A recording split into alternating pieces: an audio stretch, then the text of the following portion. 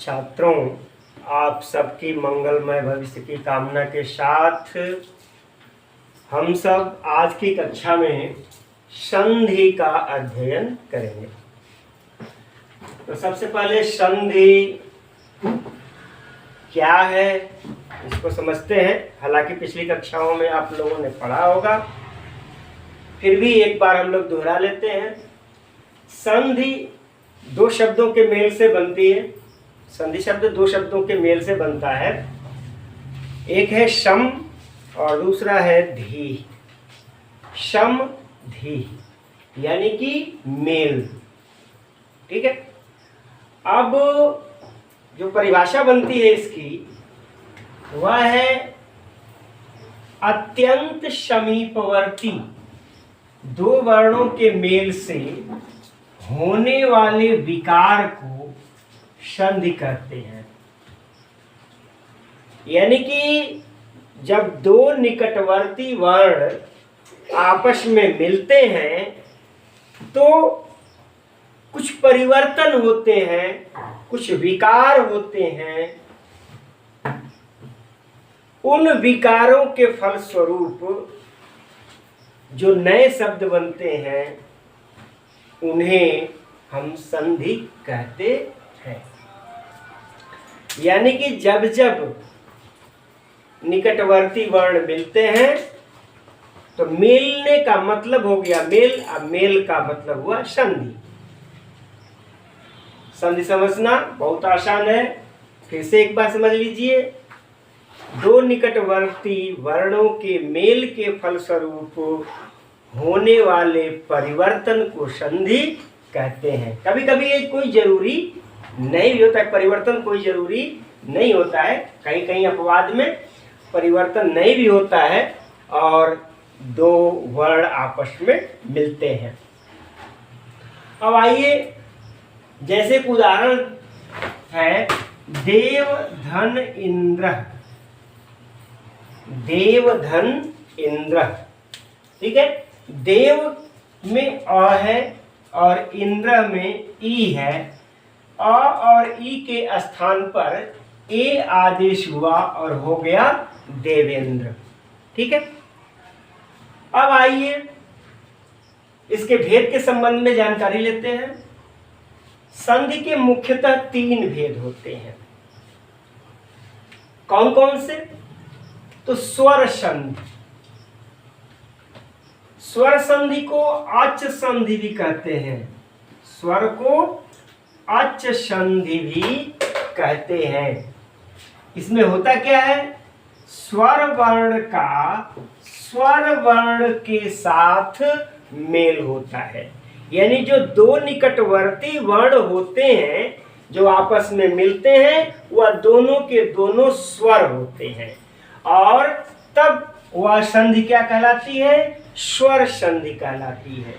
यानी दो निकटवर्ती स्वर वर्णों के मेल के फलस्वरूप जो परिवर्तन होता है या जो विकार होता है उसे स्वर संधि कहते हैं। स्पष्ट हो गया? जैसे ऊपर के उदाहरण में आप लोगों ने देख लिया।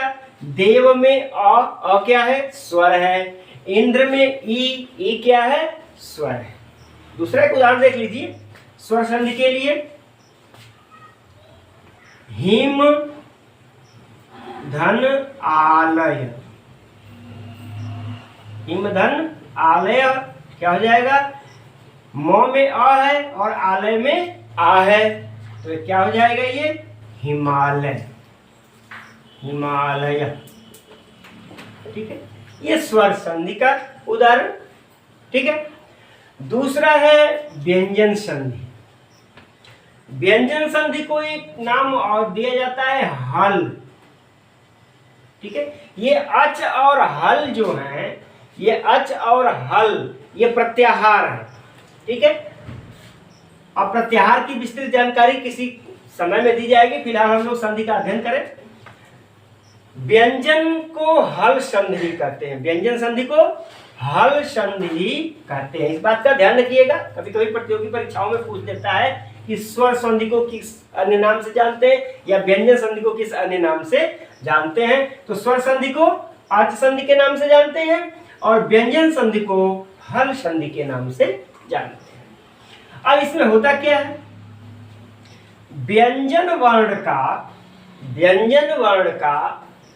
व्यंजन वर्ण से मेल या फिर व्यंजन वर्ण का स्वर वर्ण से मेल होता है और उस मेल के फलस्वरूप परिवर्तन होता है, तो वहां व्यंजन संधि हो जाती है। यानी कि व्यंजन संधि के लिए जरूरी है कि व्यंजन हो और उसका निकटवर्ती या तो व्यंजन हो या फिर स्वर वर्ण हो, तब वहां व्यंजन संधि होगी। ठीक है, फिर से जान लीजिए, व्यंजन संधि को हम हल संधि के नाम से भी जानते हैं। जहां व्यंजन वर्ण के बाद कोई व्यंजन वर्ण आए या स्वर वर्ण ही आए तो वहां जो दोनों के मेल से विकार होता है उसे व्यंजन संधि कहते हैं। स्पष्ट हो गया? उदाहरण देख लीजिए, सत और चित। ठीक है, सत ये क्या हो गया, व्यंजन।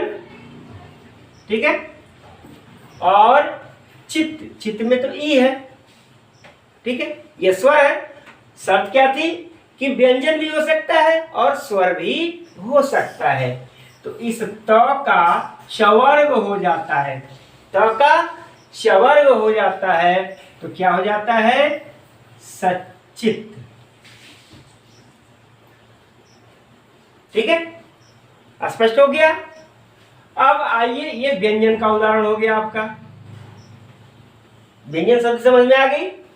अब आइए विसर्ग संधि। विसर्ग संधि, विसर्ग को अयोगवाह भी कहते हैं।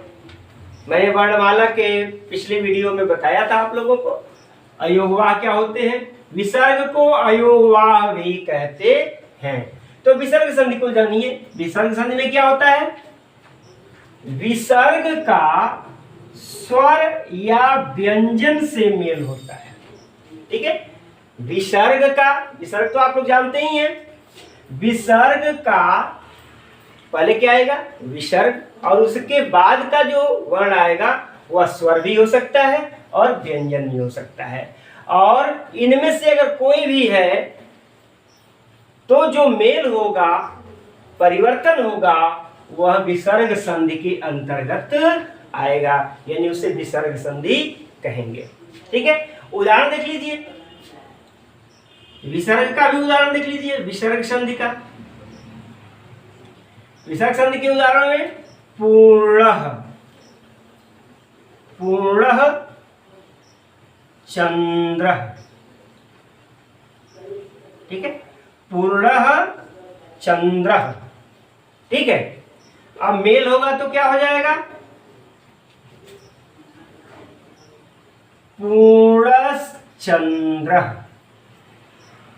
क्या हो जाएगा, पूर्णश्चंद्र। इसमें होता क्या है मैं बता दूं, आप लोग आश्चर्य करेंगे कि विसर्ग के बाद अचानक ये क्या हो गया, ये शकार कहां से आ गया, शेष कहां से आ गया आधा।